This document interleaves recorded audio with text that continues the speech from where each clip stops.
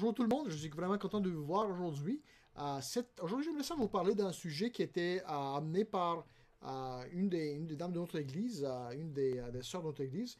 Elle m'avait envoyé un message sur WhatsApp m'invitant à regarder toute une liste de commentaires, de discussions sur Facebook d'un monsieur qui disait la chose suivante. Il disait, écoutez, les chrétiens, vous croyez qu'il y a un Dieu qui est à la fois bon, tout-puissant.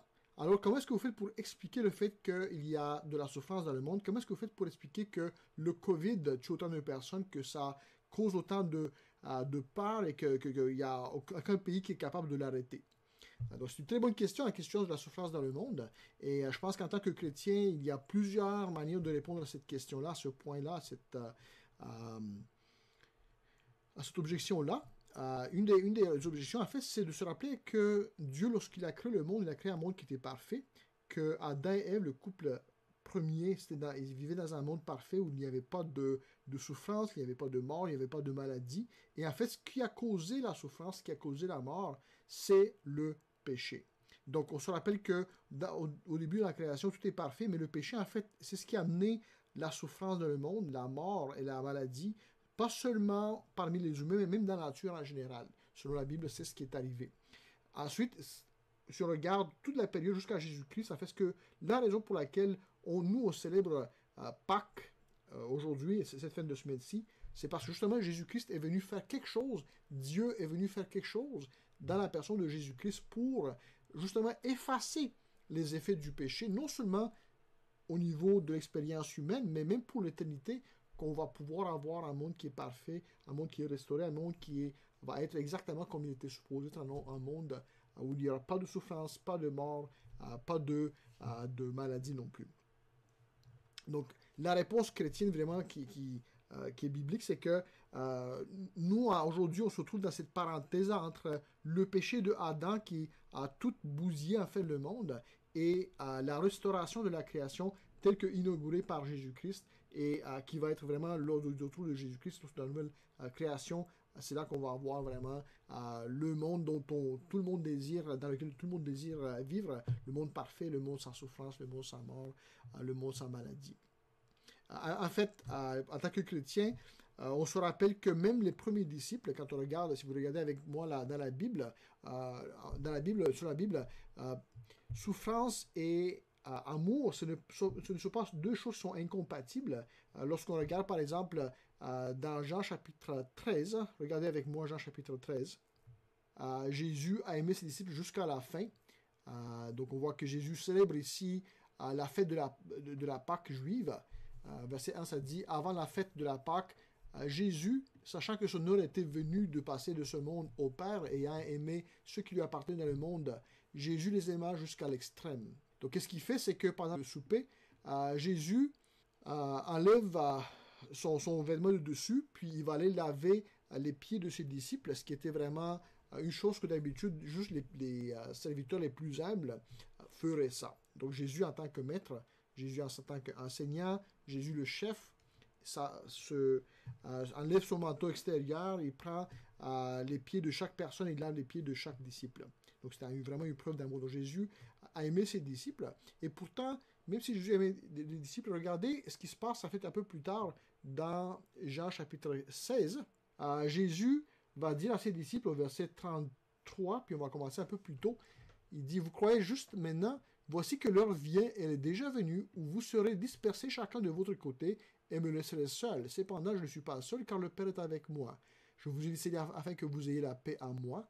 Vous aurez à souffrir dans le monde, mais prenez courage, moi j'ai vaincu le monde. Autrement dit, la souffrance et l'amour, être un disciple de Jésus-Christ et souffrir sont des choses qui vont main à main, sont des choses qui sont compatibles juste parce qu'on est des disciples de Jésus-Christ, juste parce qu'on est des enfants de Dieu, dans la famille de Dieu. Ça ne veut pas dire du tout qu'on ne souffrira pas dans ce monde, tout comme les premiers disciples, les chrétiens à travers les siècles ont souffert aussi.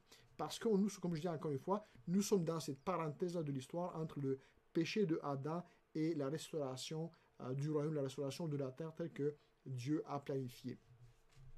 Donc voici un premier argument.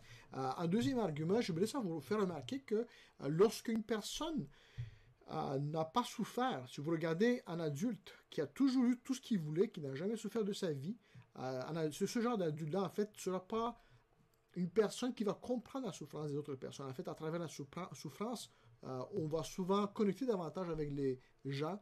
C'est souvent dans des périodes difficiles qu'on voit le meilleur des gens et le pire des gens. C'est dans des périodes où on a beaucoup de pression, les choses sont vraiment difficiles, où les gens vont connecter davantage. Donc, c'est souvent aussi dans la souffrance que les gens vont connecter davantage les uns avec les autres et aussi avec Dieu, aussi le Dieu qui a souffert, Jésus qui est mort sur la croix. Donc, une autre raison pour la souffrance, c'est que ça nous permet de connecter avec Dieu davantage.